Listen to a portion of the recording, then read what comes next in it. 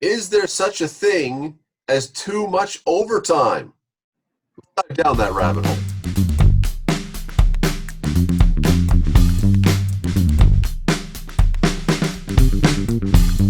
Earlier this week, as you probably well know, because you probably still haven't caught up on your sleep, Tampa and Columbus went into 5 overtimes, almost got to 6 in the first game of their playoff series. Some people love it. Can't get enough. 5 overtimes, let's make it 12 overtimes. Let's drag it out for 6 days. Other people, including Mike Milbury, put out a tweet saying, this is stupid.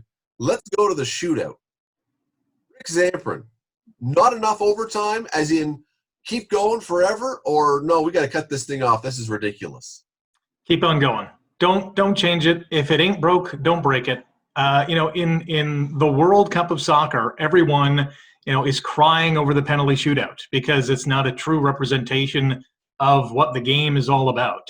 And the ending is, obviously anticlimactic when you harken back to the previous 90 minutes and then the half hour of extra time, and then it's settled in a shootout. It takes away a little bit from the game.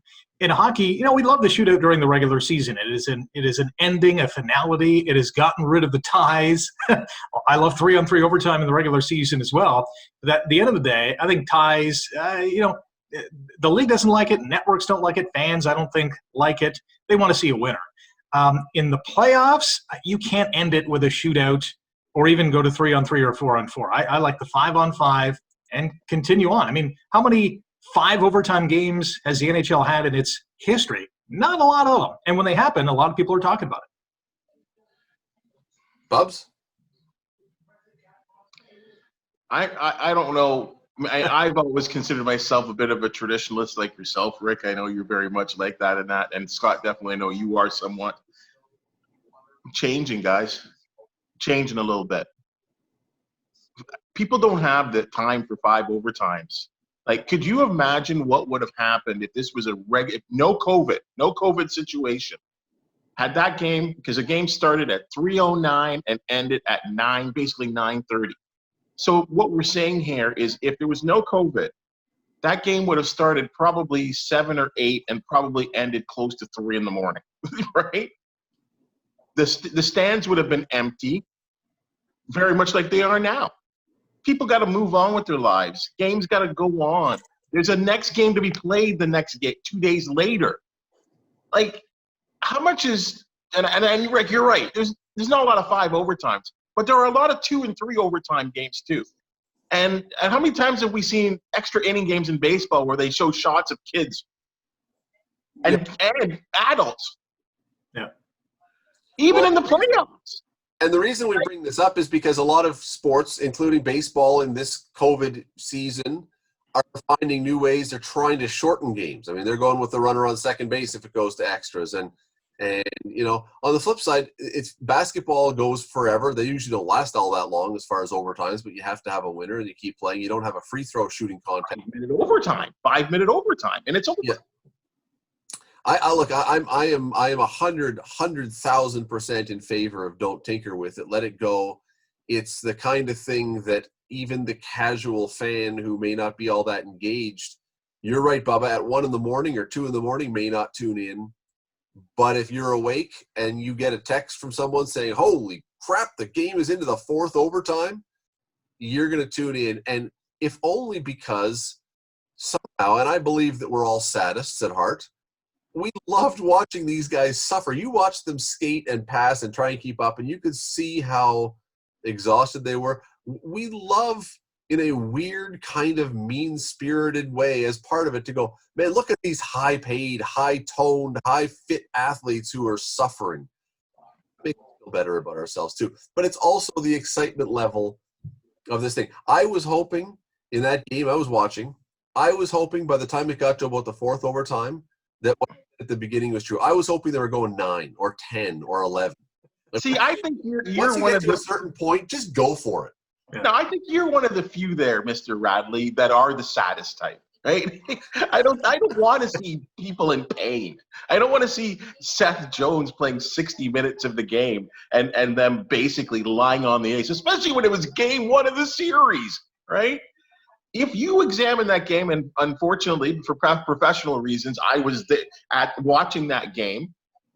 There were a lot of dry periods in that game. Yes, there were scoring chances within the 5 overtimes there should be, but there were a lot of drab, dry, boring, D-to-D passing that really would have been solved, sorry guys, by 4-on-4.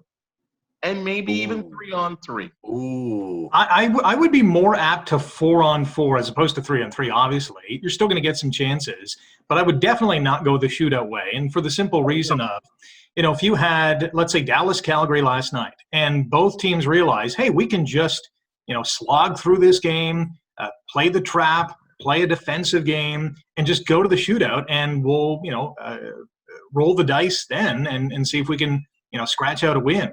With 4-on-4, there's a lot more open ice compared to 5-on-5. One less guy makes a huge difference. Certainly 3-on-3 would completely open it up, but I'm not sure I'd be, voting for 3-on-3. I'd be okay with 4-on-4 playoff overtime, not 3-on-3. But the excitement that we're talking about in overtime, don't we see that in 3-on-3? We do. We're okay with it for the regular season, but why not the playoffs? It's exciting. I think because it's so drastic, it's so different, and it really changes the game. And I don't know. I don't know if I'm ready to jump into the deep end on that one yet. The good thing about 3-on-3, in addition to the excitement, is that it generally rewards the high skill teams that you would like to think deserve to win. You want good teams to win. Whereas 5-on-5, you can throw out your fourth line for shifts, and that's part of the strategy of it. Here's something though. It's so interesting that we're talking about this and debating whether or not we like the idea. And on the broadcast, Cassie Campbell is basically begging women's hockey to adopt this, to go away from the alternative that we're saying, and say women. And I agree with her 1,000,000%. Maybe somebody at some point in the higher echelons of women hockey once upon a time thought these delicate flowers can't last for a whole time. They're women. Come on. There is nobody who's out there who's going to argue that the women of today's hockey, international hockey, could not play the same amount of overtime that Tampa and Columbus did fitness-wise. There's no way you can argue against that. And so while we're saying should the NHL pull it back, women's hockey is saying, some of them, bring it on, and I'm entirely in favor of that. I think at the end of the day, you want the team that is supposed to win or playing its best to win the hockey game. Yeah, you get fluky goals here and there, and maybe the team that didn't deserve to win the game. And I think keeping it 5-on-5 or at least going to 4-on-4, you're still, at the end of the day, I think 90 times out of 100 maybe you're going to get the team that deserves to win to win. When you go in 3-on-3, and let's forget, in the regular season, overtime is only 5 minutes. And you get, it's high tempo action for that complete 5 minutes more often than not. Sometimes the team that doesn't deserve to win wins the game. And I think that can skew things going forward. But that's what happens, I think, when you get a guy like a John Tortorella that is almost, his style almost invites a team, an offensive-minded team like Tampa Bay, to dominate play. You're blocking lanes, blocking shots, and your goaltender's playing out of his skin, right? And that's why I thought I'm kind of slipping a little bit here, because I do want to see the flow of the game. I do want to talk about, Scott, you say the word skill, which is to me exciting. And and I said we marvel over this in the regular season. There are times, and some longtime hockey commentators, that in some 3-on-3s I've seen over the last couple of years where hardcore hockey analysts have said it was the most exciting regular season hockey they'd ever seen. So why not translate it over to the postseason? Because I think you need, and hey, I don't know about you guys, I'm into my 50s now, and I may not be the market that the market that the National Hockey League needs to point at now. We'll talk about pace of plays and the shorter attention span for a lot of the people that sports leagues need to be directing their sports to, and getting quicker games and quicker resolution of games might be the way to go. You need to get your Ovaltine to get tucked into Betty by about 9:30. You've already had the 3:00 dinner at the seniors, but now it's late when it gets to 9:00. The Golden Girls reruns are already done. You're right at this point. Here's another thing to consider too. Come playoffs, I mean, these are lucrative games for teams, for the owners. So if you have 5 overtimes, I mean, we're talking 8 periods of hockey. That's a lot of beer sales. That's a lot of popcorn. That's a lot of merchandise. So the owners, I don't think, are going to be apt to making a change. But they don't. But they stopped selling the beer. Well, halfway through, there's still Coke and Pepsi out there. Yeah. Yeah, and when you talk about the coaching, and somebody mentioned Tortorella, one of the realities of sports is that coaches eventually. I remember the very first 3-on-3 professional game in North America was played in Hamilton. It was because the AHL did it before the NHL. It was the test. Yeah. The first game was here. And I remember I was at that game, and we were all hoping that it was going to go to overtime. And it was insanity because nobody had really seen it before. And I remember there were like 6 breakaways in the overtime because you had guys at the other blue line just waiting, and they would just keep doing these long passes.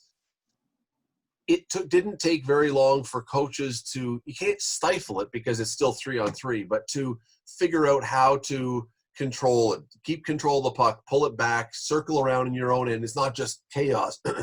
We're seeing it in baseball now with this runner on second base thing. It will be only a matter of time until every baseball game that goes into extra innings, the first batter is going to come up and bunt, and then move the guy to third base, and then sac fly or single every time. And the only way you're going to lose is if you can't execute a bunt. Coaches eventually take over. And so you know what? If that's going to be the case anyway, give them all the time in the world and let the players play and try and figure out a way to take it out of the hands of the coach to some degree and let the players eventually solve it. But Scott, you're right there. There are definitely game plans. There are coaches' strategies. But at the end of the day, players play. Yeah. So those bunts that have to go down after the call, they still need to be executed. The pitcher still needs to try and strike out the batter. Right. So, yeah, I agree with you that in any sport, I mean, we could do this. We go on and on about the coaches trying to institute some type of game plan to counteract the excitement that we're all seeking. But I'll roll the dice with that, because when I first saw that second base in extra innings rule in international baseball at I think it was the Olympics a couple of years back, I thought this was ridiculous. I thought it was dumb, stupid. But watching it in Major League Baseball, I think it's good. And and at the end of the game, at the end of the day, it's shortening games and adding, because we've watched a lot of extra inning baseball games that, are snore fest. Like it's the 14th inning and I want it to end so bad. But once you put that guy at second, strategy begins. The excitement is there. That's what we seek, isn't it? Yes. No, absolutely it is. Absolutely it is. It's just a question of, do you seek that in a completely different way from the game itself? I mean, look, you could make a case. I've thought of this before. Rather than putting a guy at second base, and we were talking hockey, but we're into baseball, rather than do that because that really changes how the game is played, why not just say, look, you can, in extra innings, bat whoever you want, whenever you want. If he's on base, he can't hit. But if he got out, if you got the best player and he strikes out, you can keep him up there to bat next again. Do whatever. Look, we can go crazy if we want with ideas then. If that's, I believe we still want to have some connection to the game itself. Here we go. But by putting a guy on second doesn't change the integrity of the game. I know what you just suggested there by having that changes the integrity of the game, what we've watched for 9 innings. But putting a guy on second and making the immediacy of the game hasn't, I think, altered the game somewhat. You've just automatically started the excitement. But to do the 3-on-3 overtime, probably then is a better example. The closer equivalent would be to say, okay, you only get 2 strikes now. Let's move this along. Yeah.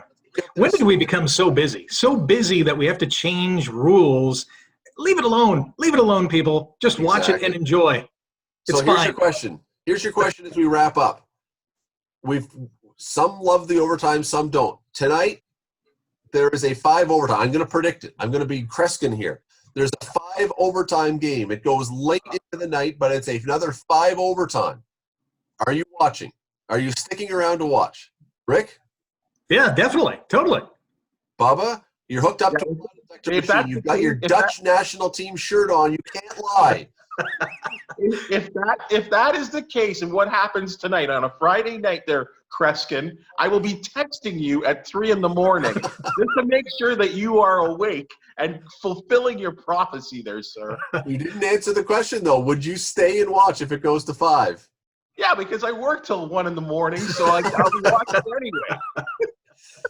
All right. What do you think? If you have a game that is going late into the night, but it's going overtime after overtime after overtime, are you loving it, or are you saying, please fix the rules to end this thing earlier? Go to 3-on-3. Go to the shootout. Do something. We'd love to hear from you. Our Twitter handles are on the screen. They will be up again at the end, so you can see them. We would love to have you give us a comment. Comment down below. Subscribe down below so you can get these videos when they come out. We appreciate you watching. Thanks very much.